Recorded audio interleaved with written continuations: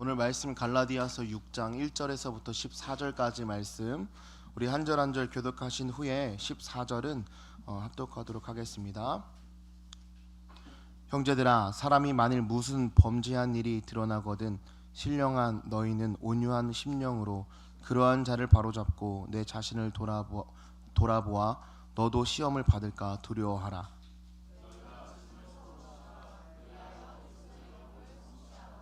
만일 누가 아무것도 되지 못하고 된 줄로 생각하면 스스로 속임이니라.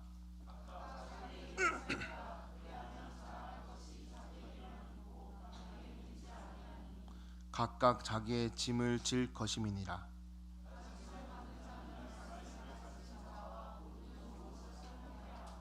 스스로 속이지 말라. 하나님은 만홀히 여김을 받지 아니하시나니 사람이 무엇으로 심든지 그대로 거두리라.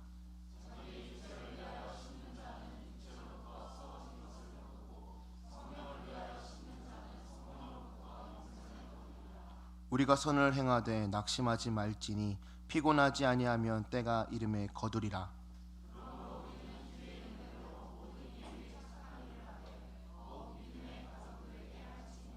내 손으로 너희에게 이렇게 큰 글자로 쓴 것을 보라.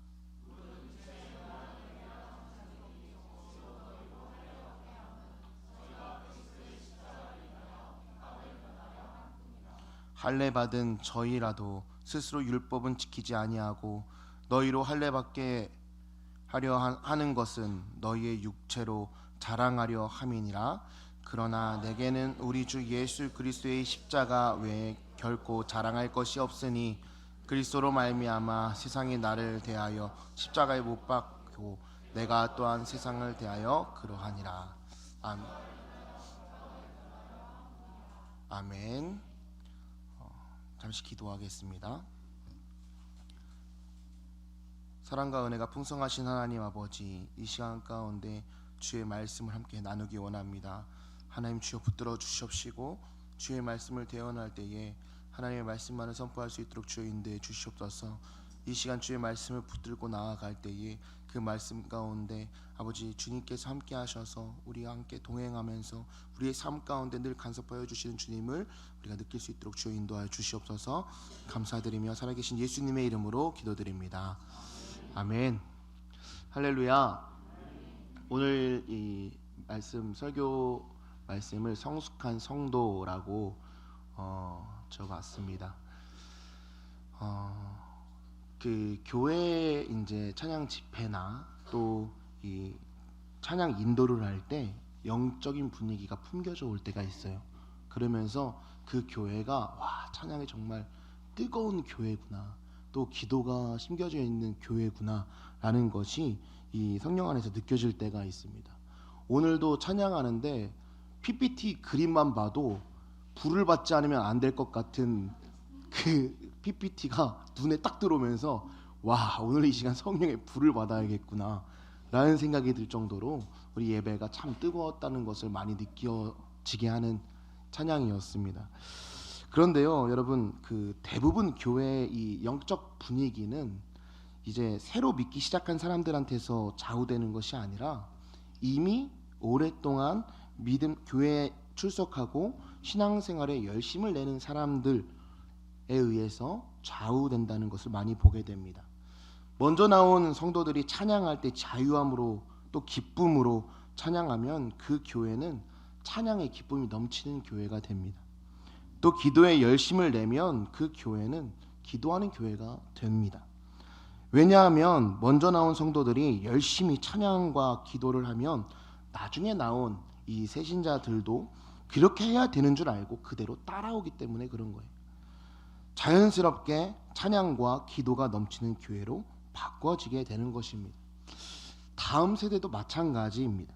성숙한 성도들의 모습을 보고 다음 세대들은 바로 롤모델로 삼습니다. 그리고 부모님의 신앙을 보고 예배당에서 드리는 모습을 보고 그대로 흡수하게 되는 것입니다.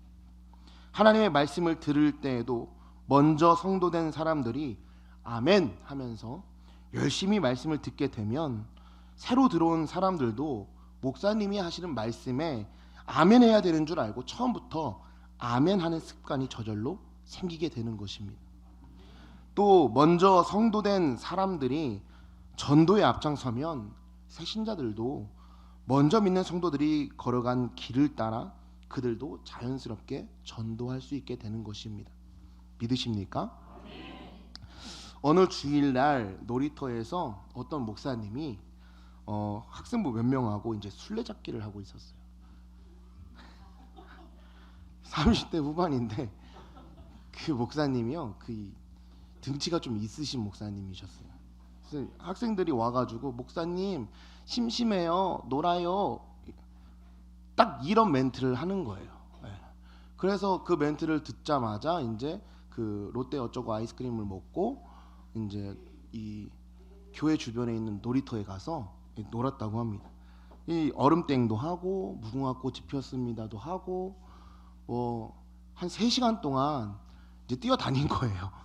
근데 그러면서도 그 목사님이 그 목사님 속에 내적 갈등이 있었던 거예요. 어떤 내적 갈등이었냐면 정장에 구두도 신고 있고 놀이터에 어른들도 많고 또 아기들도 많은데 행여 학생부들이 뛰어다니다가 보지 못하고 아이랑 부딪혔을 때에 나오는 그 발생되는 사건을 내가 감당할 수 있을까?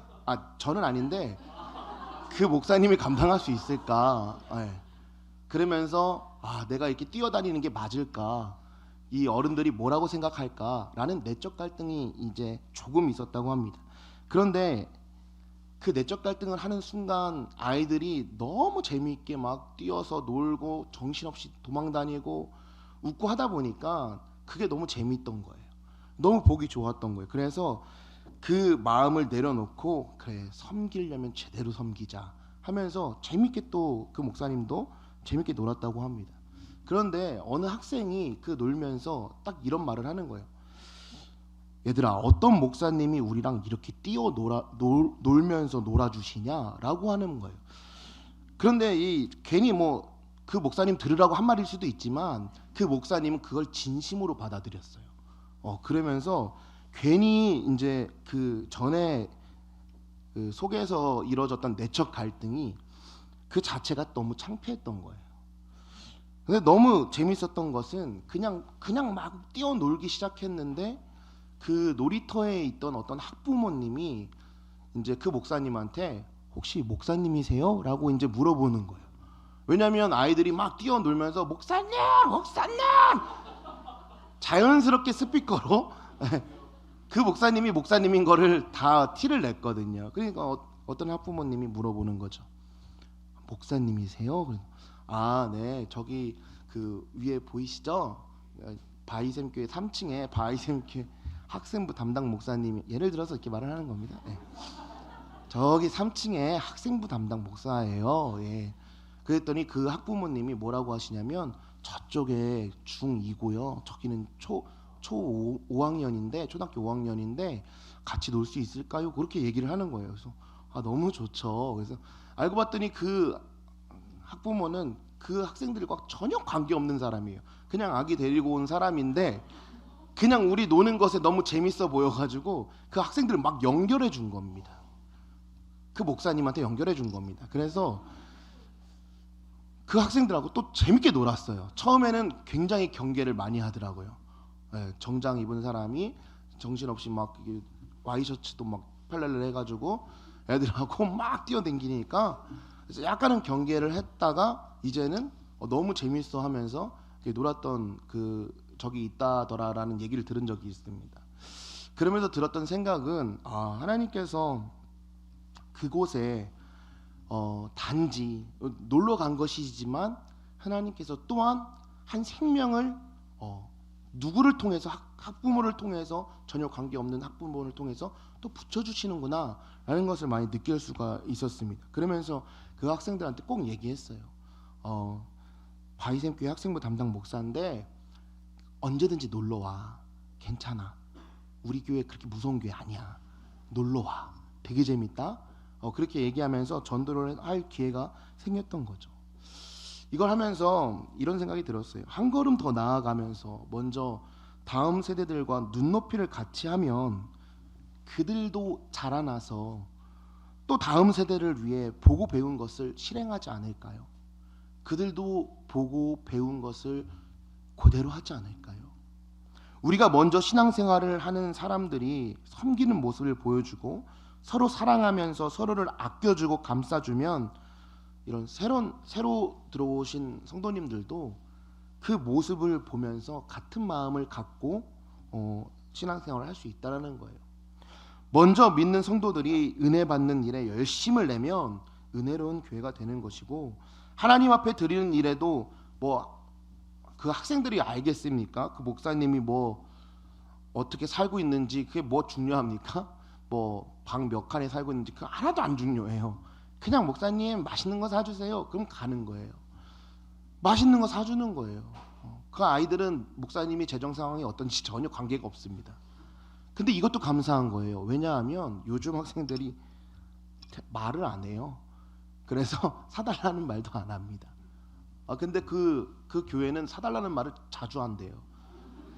그래서 너무 그 목사님이 행복하답니다. 우리 아버지가 부자니까 마구 사주는 거예요. 그렇게 하나님 앞에 열심을 다하다 보면 어느 날 성장하는 모습을 또 보게 됩니다. 그래서 모이자고 하면 모이게 되고요, 기도하자고 하면 기도하게 되고, 제자교육하자고 하면 제자교육하는 거고요, 누구 하나 뒤처지는 사람이 없이 예수님을 중심으로 온 성도들이 하나가 되는 것입니다. 그래서 교회의 영적인 분위기는 먼저 된 성도들에 의해서 좌우된다는 거예요. 그런데 반대로 먼저 교회 다니는 사람들이 서로 편을 만들어서 서로 험담하고 싸운다면 그 교회는 아주 살벌한 교회가 됩니다. 아주 냉랭한 교회가 돼요. 또 믿음이 연약한 새신자들이 들을 데리고 앉아서 샘모임을 할 때 예를 드는 겁니다. 우리에겐 그런 분들이 없어요. 예를 들어서 우리 교회 부교육자 목사님들이 덩치가 너무 크지 않아? 요즘 나는 신이다에 나오는 그런 이단들도 무서워서 우리 교회는 안 올 것 같지 않아? 인상만 보고 요즘 노숙자들이 안 온다는데 목사님 때문인 것 같아. 뭐 이런 앉아서 교회가 어떻고 목사님이 어떻고 이렇게 열심히 비평하면 목사님을 천사같이 생각했던 사람들의 마음도 상처를 주게 되는 것이고, 나중에 또 함께 욕하고 헐뜯게 되면서 이 사단을 대적해야 되는데 목사님을 대적하는 안타까운 그 교회가 되고 마는 것입니다. 오늘 본문에 나오는 갈라디아 교회는 사도 바울이 전도 여행 때 세운 교회입니다. 바울은 마치 갈라디아 교회를 산모가 어린 아이를 낳듯 해산하는 수고를 통해서 많은 사람들을 전도했습니다. 바울의 전도를 받았던 갈라디아 교인들은 말씀을 듣고 믿음으로 성령을 받아서 은혜 안에서 감사하는 아주 모범적인 성도들이었다는 것이에요. 이렇게 아름다운 모습으로 갈라디아 교회가 점점 성장해 가니까 이 사도 바울이 얼마나 기뻤을까요? 그리고 갈라디아 교회 성도들도 바울에게 참 감사하는 마음으로 섬겼을 것입니다. 그래서 갈라디아 교회 성도들은 바울을 하나님의 천사같이 예수 그리스도와 같이 자기들의 목사님으로 영접했다는 것이에요. 이렇게 갈라디아 교회는 주의 종을 섬기며 사랑할 줄 아는 교회였습니다. 그런데 바울 사도가 떠난 그 이후에 일이 일어난 거죠. 갈라디아 교회 교인들이 변질되어 간다는 얘기를 이제 듣게 된 거예요. 왜 변질되었을까? 이 어떤 사람들이 변질된 복음을 들고 와서 갈라디아 교회 교인들을 유혹했기 때문에 그런 것입니다.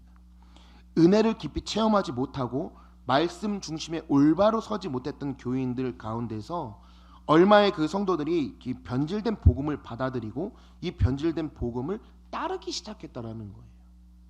바울이 가르쳐준 거 아주 많이 달랐습니다. 바울은 예수님을 믿고 회개하면 죄를 용서받게 되고 구원을 얻게 된다라고 했는데, 그들이 전한 말은 할례를 받아야 되고 율법을 지켜야 구원을 받는다라는 거예요. 이 말을 갈라디아 교인들이 가만히 생각해 보니까 예수님이 내 죄를 위해서 십자가에 못 박혀 돌아가신 것을 믿으면 구원받아서 하나님의 자녀가 된다고 하는 그 바울의 말보다 율법을 지키고 죄에 대한 대가를 치르고 할례를 받아야 하나님의 자녀가 된다는 말이 그들한테는 더 피부로 와닿는 것 같은 그런 유혹이었다는 거예요. 그 유혹에 빠져들게 되었습니다. 그러나 그것은 갈라디아서 4장 9절에 보면 약하고 천한 초등학문으로 돌아가서 다시 저희에게 종노릇하는 길이요 그리스도에게서 끊어지고 은혜에서 떨어지는 행위였다라는 거예요. 이렇게 갈라디아 교인들이 율법주의로 흐르기 시작했고 초등학문으로 돌아가서 예수님에게서 끊어졌고 은혜에서 떨어지다 보니까 그들은 더 이상 성령의 사람이 아니었다라는 것이죠. 바울의 말씀을 통해서 은혜를 받은 후에 그들은 기뻐하면서 바울을 위해서라면 자기들의 그 눈이라도 빼줄 것 같았고 하나님의 천사와 같이 예수 그리스도와 같이 바울을 영접하고 좋아했던 그들이 바울을 원수처럼 대하기 시작했다는 거예요. 서로 섬기는 것이 아니라 서로 묻고 물고 뜯고 싸웠다는 거예요. 이 모습을 본 바울은 얼마나 마음이 아팠을까요? 이런 모습을 더 이상 볼 수 없었던 바울은 그 안타까운 심정을 가지고 그들에게 이제 말하기를 갈라디아서 5장 13절에서 16절입니다. 함께 13절부터 16절 다 함께 읽어보겠습니다. 시작. 형제들아 너희가 자유를 위하여 삼지 말고 오직 사랑으로 서로 종노릇하라. 온 율법은 내 이웃 사랑하기를 내 몸같이 하라 하신 한 말씀에 이루었나니 만일 서로 물고 묻으면 피차 멸망할까 조심하라. 내가 이르노니 너희는 성령을 쫓아 행하라. 그리하면 육체의 욕심을 이루지 아니하리라. 아멘. 그리고 성령을 쫓아 복음 안에서 사는 이 방법을 갈라디아서 5장 24절에 이렇게 말합니다. 함께 읽겠습니다. 시작. 그리스도 예수의 사람들은 육체와 함께 그 정과 욕심을 십자가에 못 박았느니라. 아멘.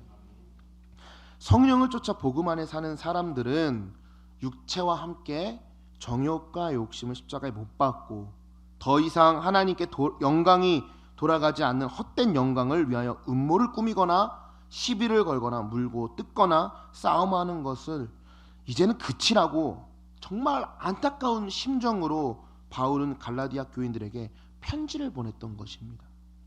바울이 당부하는 대로 갈라디아 교인들이 복음 안에 들어와서 자기들의 죄를 회개하고 하나님 앞에 기도하다 보면 하나님의 성령이 그들 가운데 임하는 역사가 나타나게 될 것이고 그러면 그들은 자연스럽게 옛날과 같이 은혜로운 교회, 성령이 역사하는 교회, 또 기쁨과 감사가 넘치는 교회, 헌신적이며 아름다운 교회가 될 것을 바울은 너무나도 잘 알고 있었기 때문에 그런 거예요. 그래서 바울은 이 갈라디아서를 기록해서 갈라디아 교회에 보내게 되었던 것입니다.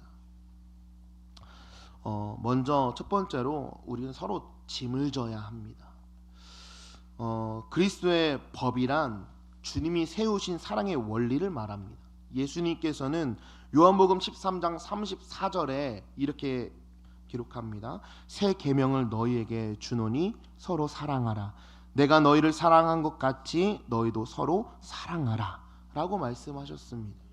이것은 갈라디아서 6장 2절에서 그 갈라디아 교인들에게 그리스도의 법을 성취하라 라는 말씀에 적용되는 말씀이라고 생각됩니다. 그들은 서로 왜 이렇게 물고 뜯었는지 싸웠어요. 그리고 바울을 하나님의 천사와 같이 예수 그리스도를 영접하듯 섬기면서 자기의 눈이라도 빼줄 것처럼 뜨겁게 사랑했던 그들이 바울을 마치 이 원수와 같이 여기는 변질된 교회가 되었다는 것입니다. 왜 그렇게 되었을까요? 그들의 마음 속에 사랑이 식어졌기 때문에 그런 것입니다. 연애 다들 해보셨잖아요. 연애하면 막 목숨을 바쳐서 사랑하다가 결혼을 하게 되면 가족끼리는 그러는 거 아니야 라는 식으로 대할 때가 있어요. 이건 장난으로도 치지 마십시오. 이건 장난도 치면 안 돼요. 우리에게 사랑이 없으면 죽은 거나 마찬가지입니다. 왜 그럽니까? 사랑이 하나님이시기 때문에 그런 거예요. 바울은 2절에 보니까 너희가 짐을 서로 지라 그리하여 그리스도의 법을 성취하라 라고 권면하십니다. 변질된 복음을 가지고 들어온 그 사람들은 말합니다. 할례를 받고 율법을 지켜야 구원을 받고 그것이 곧 믿음 생활을 제대로 하는 것이다 라고 유혹을 했지만, 사실 율법은 이 5장 14절에 갈라디아서 5장 14절의 말씀처럼 내 이웃 사랑하기를 내 몸과 같이 하라, 이 말씀에 다 이루어진 것입니다. 그래서 율법을 지킨다 못 지킨다 서로 판단하고 물고 뜯다가 다 망한다는 것을 잘 알고 있던 바울은 안타까운 심정을 가지고 믿음이 약한 형제가 감당할 수 없는 무거운 짐이 있다면 그 짐을 서로 나누어 주는 사람이 되어야 된다는 걸 얘기하고 있는 거예요. 사랑하는 여러분, 은혜 받은 성도는 어떻게 살아야 되겠습니까? 믿음이 약해서 범죄하거나 말씀 밖으로 나가는 형제를 보고 그것을 비평하고 판단하고 조롱하고 헐뜯고 비웃는 것은 은혜 받은 성도들이 해야 할 일은 아닙니다. 갈라디아서 6장에서 말씀하신 것 같이 신령한 그리스도인들이라면 오히려 사랑과 온유의 마음으로 잘 타이르고 하나님의 말씀을 잘 가르쳐 주면서 그를 위해서 하나님 앞에 기도하는 성도가 은혜 받은 성도요, 성숙한 성도인 것입니다. 바로 그러한 성도가 하나님을 사랑하는 성도인 것입니다. 또한 믿음이 약한 사람이 감당하기 힘겨운 아주 무거운 짐을 지고 헐떡일 때에 비웃거나 욕하지 말고 그 사람의 짐을 대신 짊어져야 된다는 것입니다.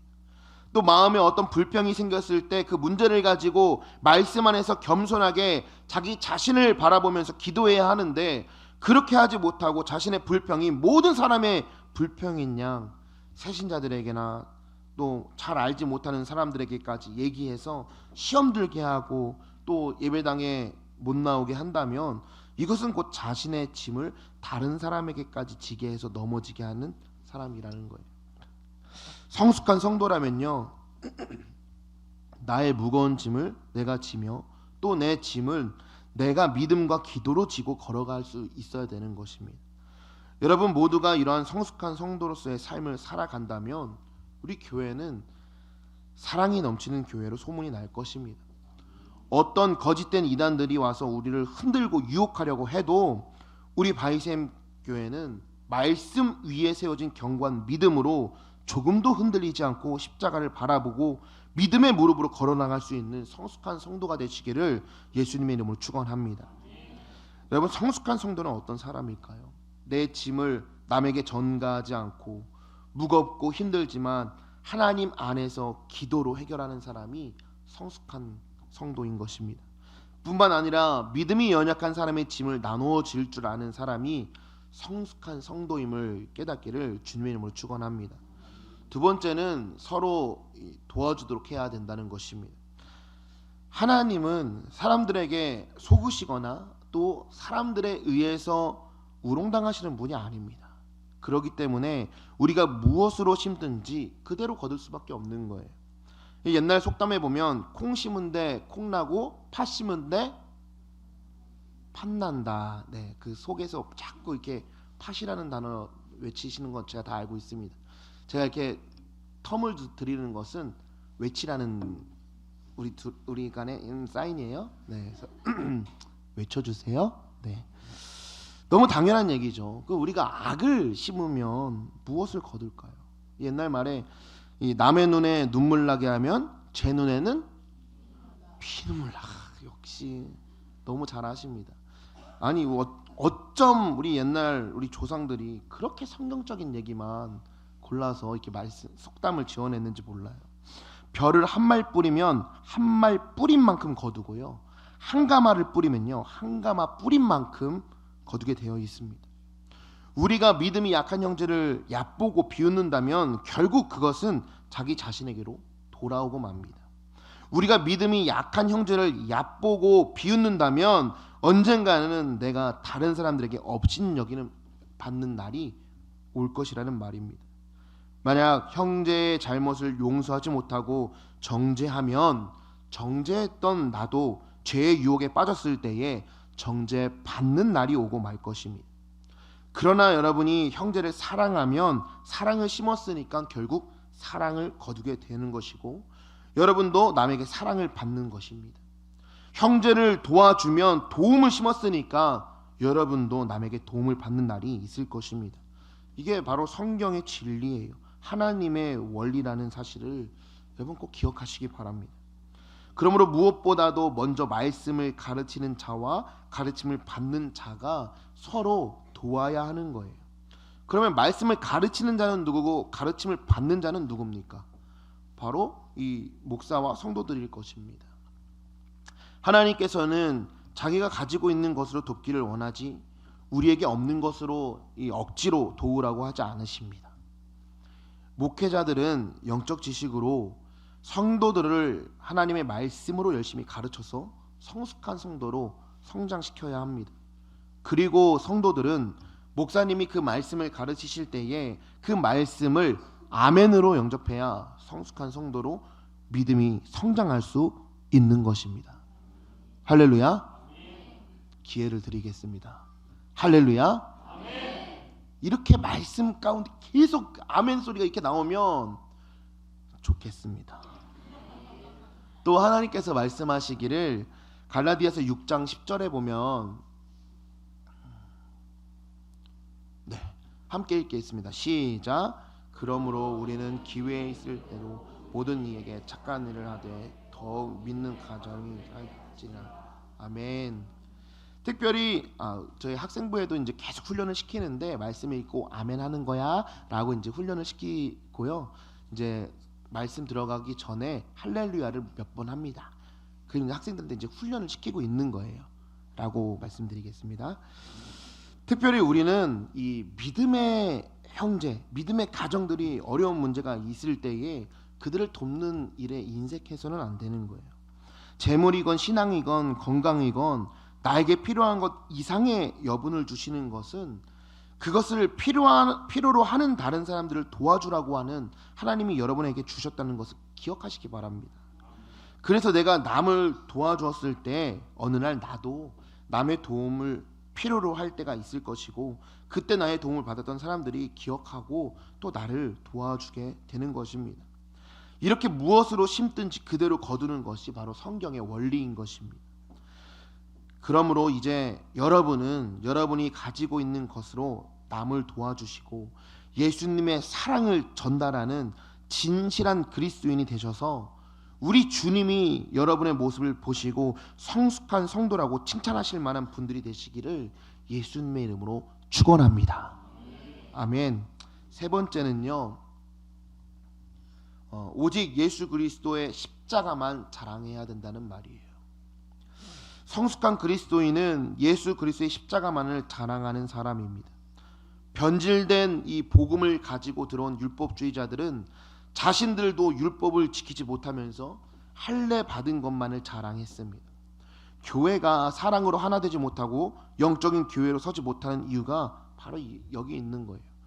은혜 받은 사람은요, 자기가 받은 은혜만 자랑하고, 돈 있는 사람은 돈을 자랑하고, 많이 배우는 사람은 지식을 자랑하고요. 또 권력을 가진 사람은 권력을 자랑합니다. 또 외모가 잘생긴 사람들은 자기의 아름다움을 자랑하고, 비싸고 아주 아름다운 옷을 입었으면 그 입은 옷을 자랑하고 싶어서 막 어쩔 줄 몰라 합니다. 이렇게 교회가 서로 자기를 자랑하는 전시장이 된다면 어떻게 그 교회가 사랑으로 하나가 될 수 있겠습니까? 어떻게 그 교회가 은혜로울 수 있겠습니까?